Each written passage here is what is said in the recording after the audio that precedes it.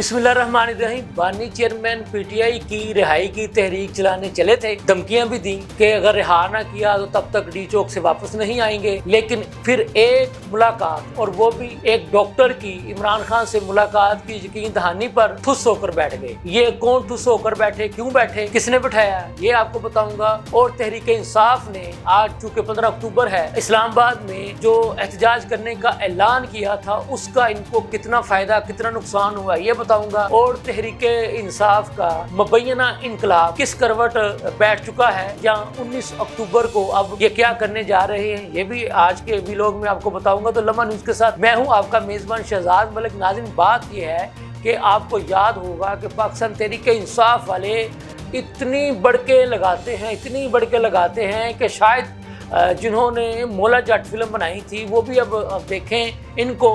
تو وہ کہیں کہ شاید اب ایک نئے سیکول کے ساتھ جو ہے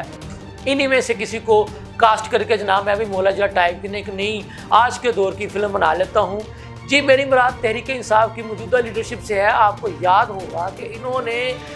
پہلے تو یہ دھمکیاں لگائیں جناب اب تو ہم نے 15 اکتوبر کو ڈی چوک میں جا کر بیٹھ جانا ہے اور تب تک وہاں سے واپس نہیں آنا ہے جب تک عمران خان کو رہا نہیں کروا لیں گے، اور ہم جناب پتہ نہیں کیا کیا کر لیں گے، یہ کر لیں گے، وہ کر لیں گے۔ اور جناب جیسے ان کا ایک عادت ہے کہ ان کا سارا انقلاب جو ہے نا وہ سوشل میڈیا پر ہی آتا ہے۔ جی، 15 اکتوبر کی کامیابی کے لیے فلاں کا پیغام آ گیا، فلاں کا پیغام آ گیا۔ وہ جو گنڈا پور صاحب ہیں وہ اتنے لاکھوں کا سمندر لے کر نکلیں گے، اور آپ کو پتہ ہی ان کا وہ پہلے بھی ایک سمندر لے کے آئے تھے وہاں سے، اور سمندر کا رخ ڈی چوک کی بجائے انہوں نے جناب وہ کے پی ہاؤس میں کر لیا تھا، اور پھر وہ کے پی ہاؤس سے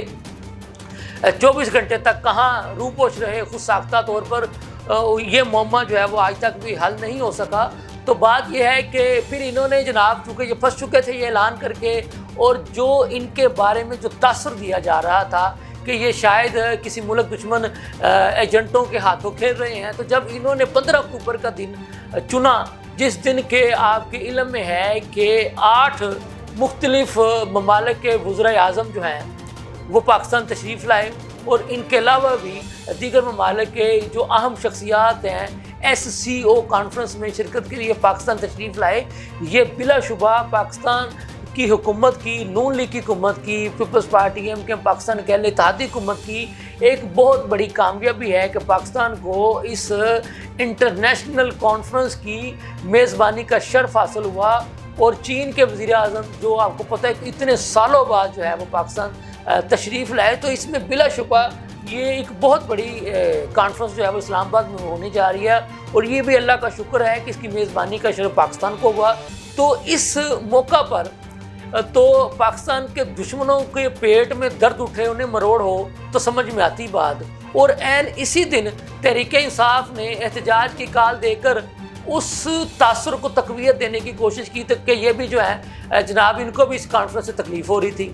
تو پھر بات کہاں جا کے بیٹھی کہ جی اچھا جی ٹھیک ہے جناب، ہمیں تو تشویش اس بات پہ ہے کہ آپ ہمارے بانی چیئرمین عمران خان سے ملاقات نہیں کروا رہے، ہمیں ان کی صحت کے بارے میں تشویش ہے، تو آپ جناب ان کے ڈاکٹر کو عمران خان سے ملوا دیں، ان کی ملاقات کروا دیں، ہم احتجاج کی کال واپس لے لیں گے۔ تو یہ پاکستان کی تاریخ میں ایک واحد سیاسی جماعت ہوگی کہ جس نے صرف ایک